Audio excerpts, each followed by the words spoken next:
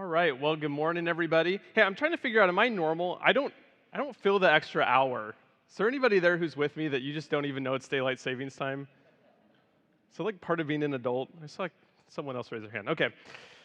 I want my money back. I don't like that. All right. Well, my name is Jake. I co-direct the high school ministry here with Johanna, and I get to preach today. Now, when I was growing up, and actually still even today, one of my favorite movie heroes was Indiana Jones. Are there any Indiana Jones fans out here? Sorry. I'll let him know you applauded for him. That's so kind.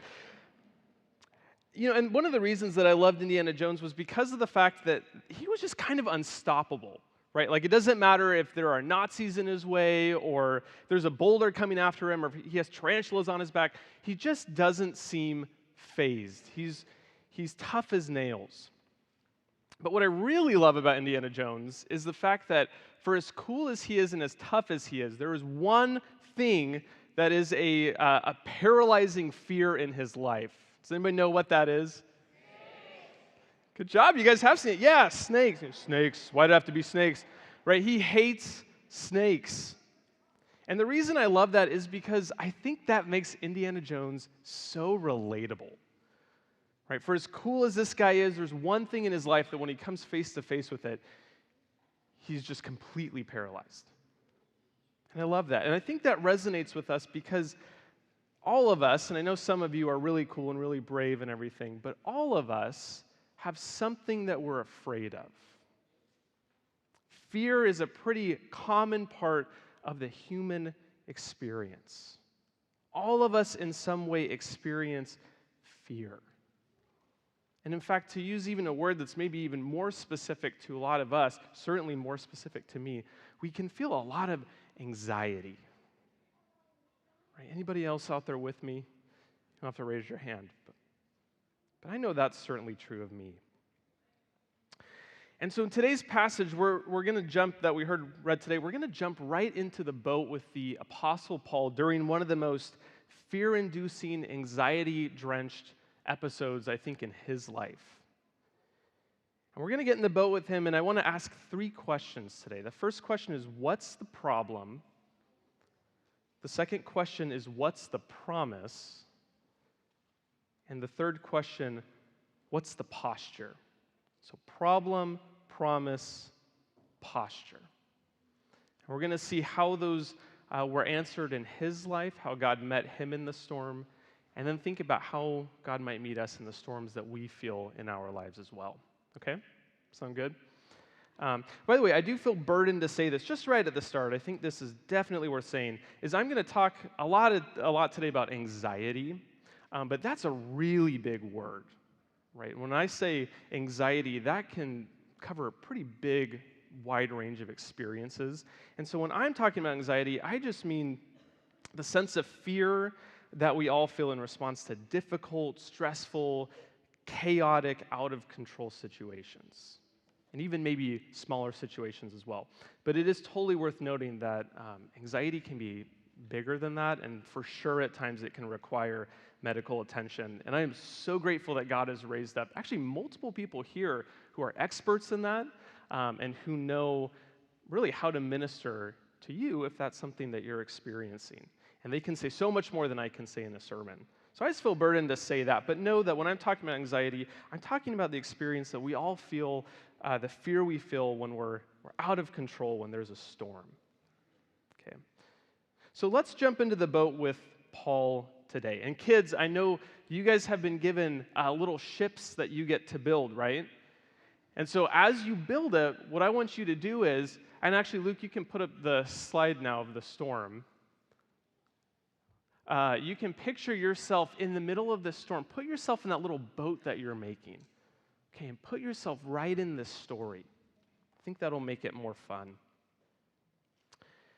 Okay, so what is the problem here in this passage? Well, it's not too hard to find, right? Spoiler, it's a storm. Now, Paul is being transported to Rome. We're right about at the end of the book of Acts right now. There's only one more chapter after this. And Paul is a prisoner who is being transported to Rome so that he can he can appeal to Caesar. And so this is just about the end of the journey now, and they're doing the last little bit of it by boat. Now, unfortunately, they're sailing somewhere between the months of October and early November, which is cool. That's where we find ourselves right now. And that was not a good time to sail in the Mediterranean. Paul actually says this earlier, that he recommends they don't sail because he knows this is not a good time, but nevertheless they do it. And lo and behold, a storm does appear. So we see in what was read today that they're sailing along. Everything seems good at first. They feel pretty justified in their decision to sail.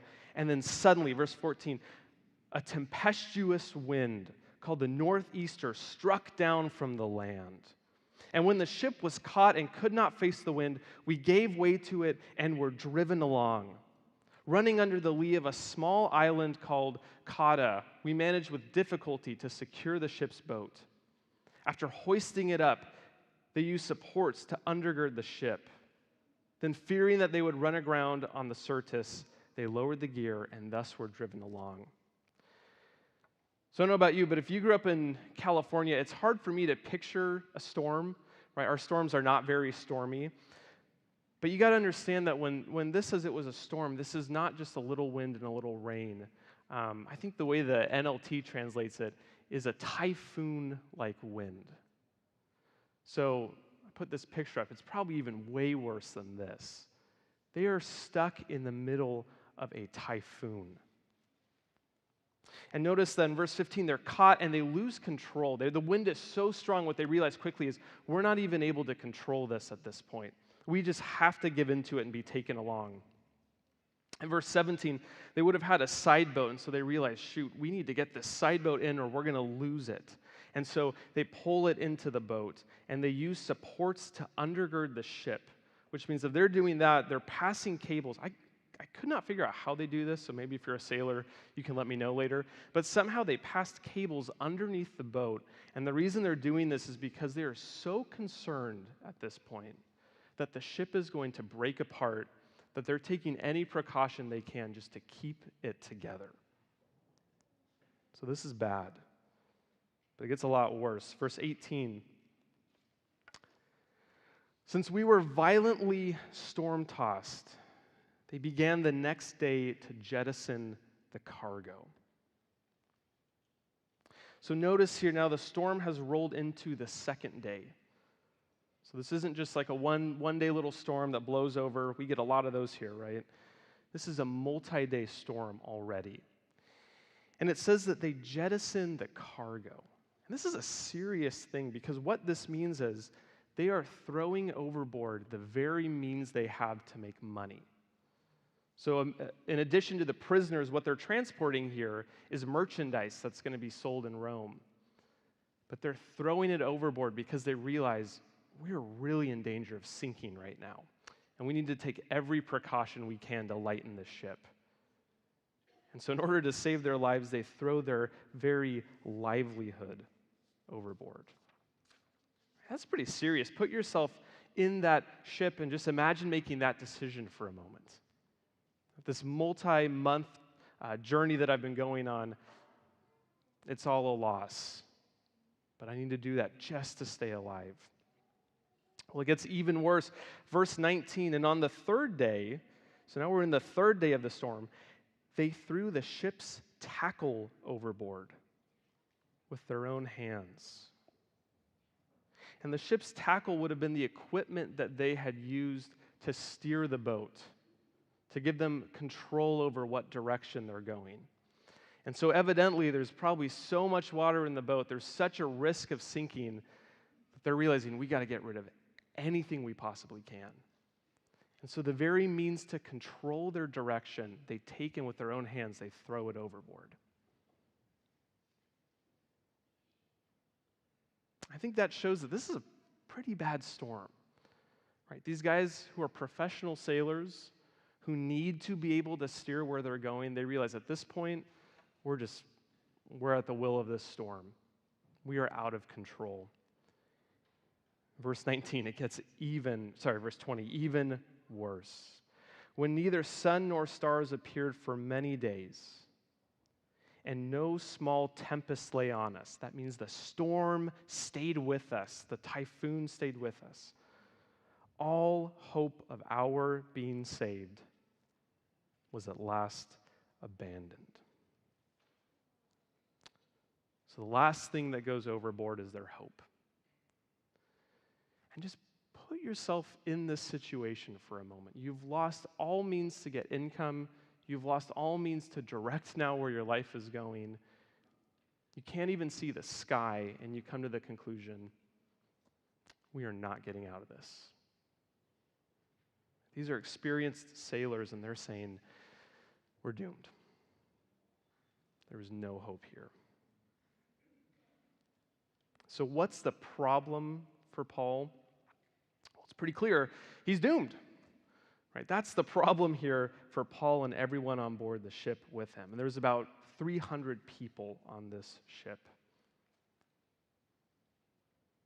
Paul and everyone with him finds themselves sinking in the middle of a typhoon, with no sight of land and not even the sight of the sky.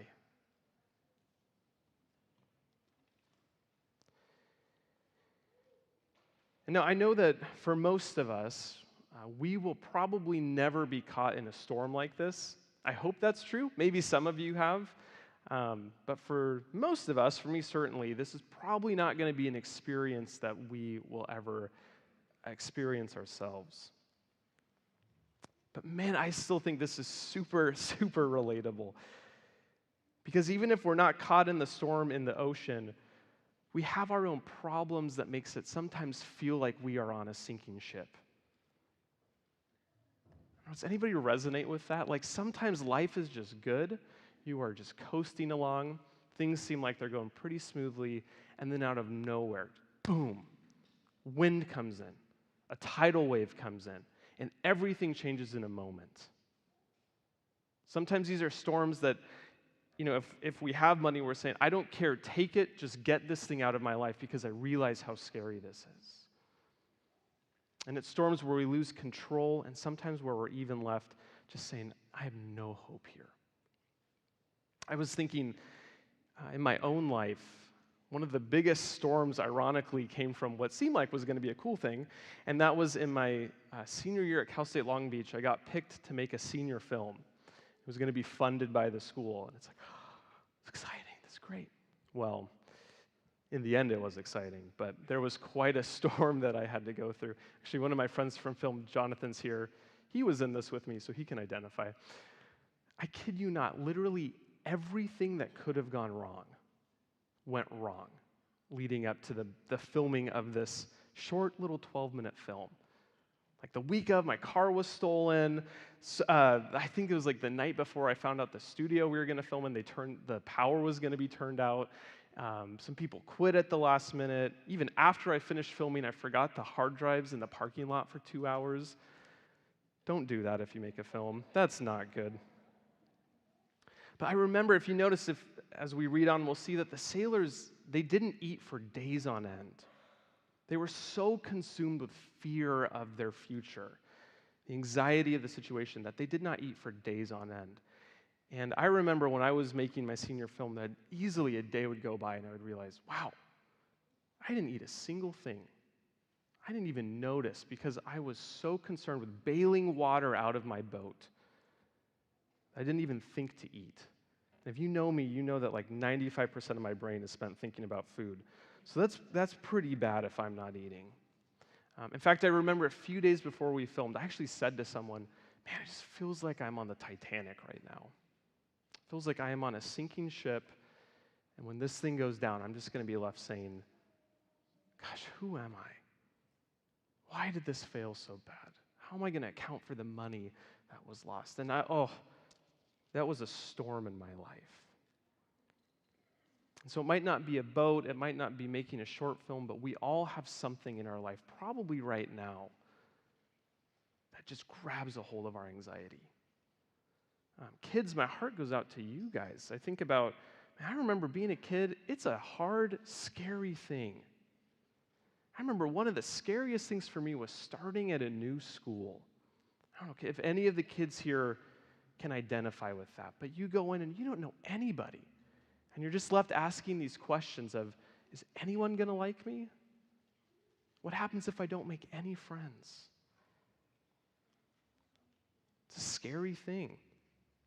Junior high and high school students, I get to spend a lot of time with you guys, and man, I know there are storms that you guys face.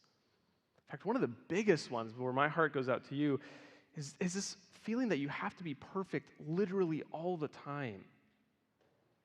Like you have to do perfect in every class because that's going to set you up to get to the right school, which is going to set you up for the right job, and then you'll be able to have a happy, satisfying, fulfilling life. And that is tough because you're always in your little boat, just so afraid that one wave might hit you and ruin that whole entire plan. And adults, I guess I'm in this boat now too. There are a lot of things in the world that cause anxiety. And there's big ones, right? Like rumors of a job loss, prospect of losing medical insurance, unpaid bills, bad news from your doctor that you know is going to change life in an instant. Concern over how to raise kids in a world that feels so different from the one that you grew up in. I don't even have kids, and I already identify with that. And even regardless of where you land, the political and social climate of our country, like who are we even going to be in a few years? In fact, some of the things that bring up anxiety in my life, maybe in yours, they aren't even related to the storm around us, but it's the storm inside of us. It's those tidal wave questions of, who even am I? Do I belong anywhere? Does anybody like me? Am I a failure? Is there any lasting contribution I'm making to this world? Those feel like big things in our life. They feel like a tidal wave. They feel like a typhoon. So just like Paul, we probably have our own problem that we're dealing with. But let's keep going because God meets Paul in his problem. Let's jump into verse 21. Since they had been without food for a long time, Paul stood up among them and said, "Men, you should have listened to me and not have set sail from Crete and incurred this injury and loss. I told you so. Yet now I urge you to take heart, for there will be no loss of life among you, but only of the ship. For this very night there stood before me an angel of the God to whom I belong and whom I worship. And he said, 'Do not be afraid, Paul. You must stand before Caesar. And behold, God has granted you all those who sail with you.' And Paul says in verse 25, 'So take heart, men, for I have faith in God that it will be exactly as I have been told.'" So I don't know about you, but when I hear the idea of someone in the boat in the middle of a storm, the first place my mind goes to is the time when Jesus is in the boat with his disciples. Right? And they wake him up. They're like, "Why are you sleeping? We're going to die." And he gets up, and with a word, he calms the storm. And that's like a beautiful picture. I know there's so many sermons have been preached on that, about how God calms the storms in our life. But you know what? That is not what God does here. That is not the approach that he takes. We want God to show up in our lives like this every time we experience fear and anxiety, but that is not always what he does. Notice in verse 24, rather than calming the storm in the middle of the storm, God comes to Paul through an angel, through a messenger. He says this, "Do not be afraid, Paul. You must stand before Caesar." What I love here is that all God is doing through this angel is recommunicating a promise that he had already made to Paul. If you go back a couple chapters to chapter 23, you might remember that Jesus actually stands next to Paul and says to him, "Take courage, for as you have testified to the facts about me in Jerusalem, so you must also testify in Rome. See, God had already told Paul where he was going. Paul, you are going to Rome. You're going to stand before Caesar. But understandably, this situation probably brought that into question. I don't know for sure if Paul was scared, but it is interesting to me that the angel does say, do not be afraid, and then gives the reason why not to be. So maybe even Paul was afraid here. And all that God does through this angel is just to reiterate the promise that he made to Paul. You are still going to go to Rome. Nothing has changed. In fact, more than that, he's granted the lives of everyone who sails on the boat.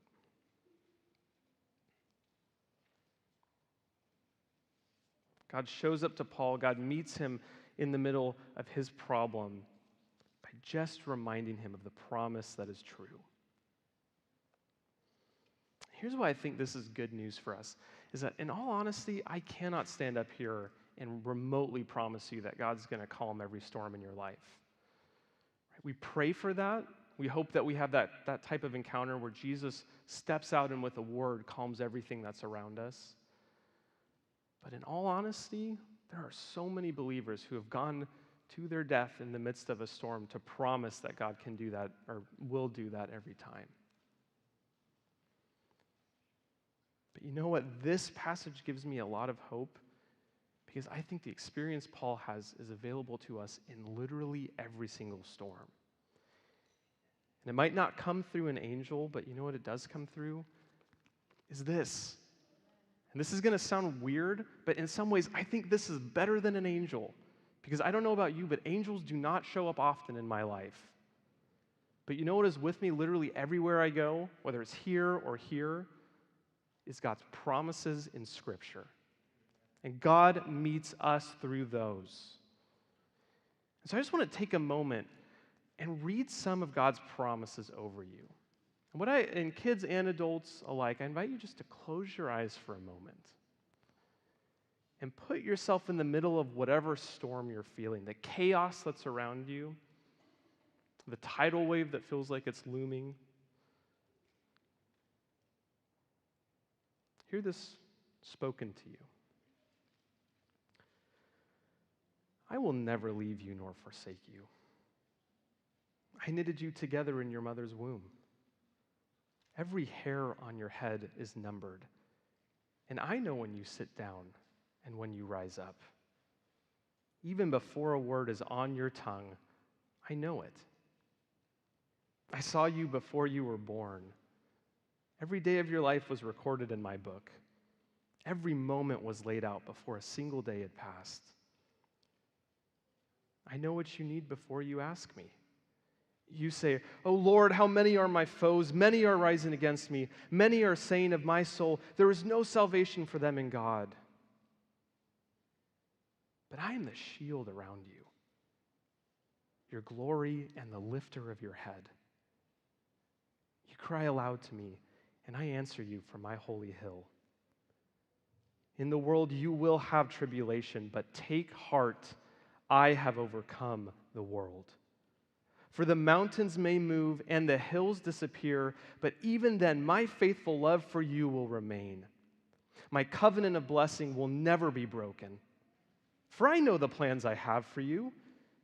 They are plans for good and not for disaster, to give you a future and a hope.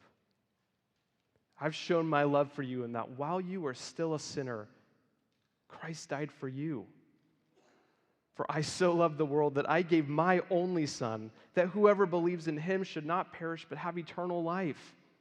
And so you can be sure of this, that neither death, nor life, nor angels, nor rulers, nor things present, nor things to come, nor powers, nor height, nor depth, nor anything else in all creation will be able to separate you from my love given through Jesus your Lord. Therefore, if anyone is in Jesus, you're a new creation. The old has passed away. Listen to Jesus. He says, "Let not your hearts be troubled. Believe in God. Believe also in me. In my Father's house are many rooms. If it were not so, would I have told you that I go to prepare a place for you? And if I go and prepare a place for you, I will come again and will take you to myself, that where I am, you may be also. So, brothers and sisters, let us hold tightly without wavering to the hope we affirm. For God can be trusted to keep his promises. For all of God's promises have been fulfilled in Christ with a resounding yes and amen.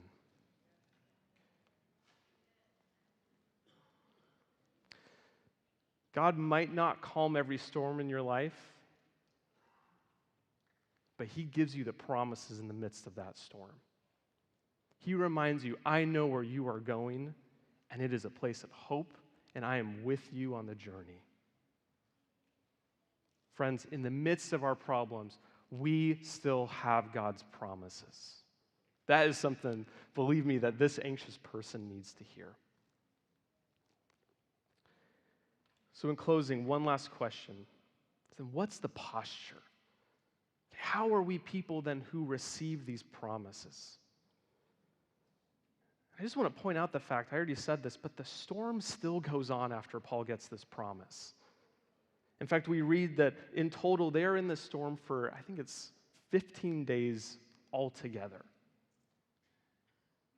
This promise comes in the midst of the storm, but you know what? The storm does not go away. And similarly, I think God's promises come to us in the middle of the storm, and it takes trust to believe that they're true. Also, notice in verse 26, Paul ends his exhortation by saying, but we must run aground on some island. You know, God has communicated to Paul, you're still going to Rome. I'm saving everyone on this boat. But notice what God doesn't do. He does not tell Paul how this is going to work out. And so Paul is actually just left saying, I'm assuming then we're going to have to be shipwrecked at some point. God gives us his promises, but he does not always tell us how exactly they're going to work out, right? So what is the posture? Well, it's a posture of trust, first and foremost, that God will be faithful regardless of the circumstances, to be faithful to what he has said. And then notice what this frees Paul up to do. Verse 33. As day was about to dawn, Paul urged them all to take some food, saying, today is the 14th day that you have continued in suspense and without food, having taken nothing. Therefore, I urge you to take some food, for it will give you strength. For not a hair is to perish from the head of any of you. And when he had said these things, he took bread, and giving thanks to God in the presence of all, he broke it and began to eat. Then they were all encouraged and ate some food themselves. Because Paul had confidence in God's promise, he was actually freed up to be helpful to the people around him. He was actually able to rise above the situation and to be a very practical voice of help. I love it. He's like, guys, you got to eat. It's going to be okay. Trust me. Take some food. And even though the storm is still going, he gives thanks to God in the presence of all of them, and they are all together encouraged. And guys, I think this is the posture that we are called to have towards one another. And let me just say, I in this story am one of the sailors. No doubt. I am one of the anxious people. Just ask my wife. She will confirm that for you. I need Pauls in my life who come around me in the storm and say, Jake, there is hope. Here are the promises that you need to remember. Take some food. God is with you.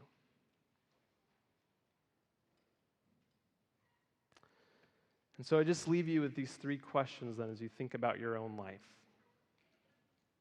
First, what's the problem? Probably won't be too hard to come up with this one, but it's good to take stock of your life. What is the tidal wave? What's the typhoon that you find yourself dealing with? Second, what's the promise? What is it that you need to hear God say to you in the midst of that storm? And then finally, what's the posture you bring towards God? Do you trust him? I think that takes actually a lifetime to build that. I'm working on it. I hope you guys are too. And how then can you be that Paul to other people? Thanks be to God.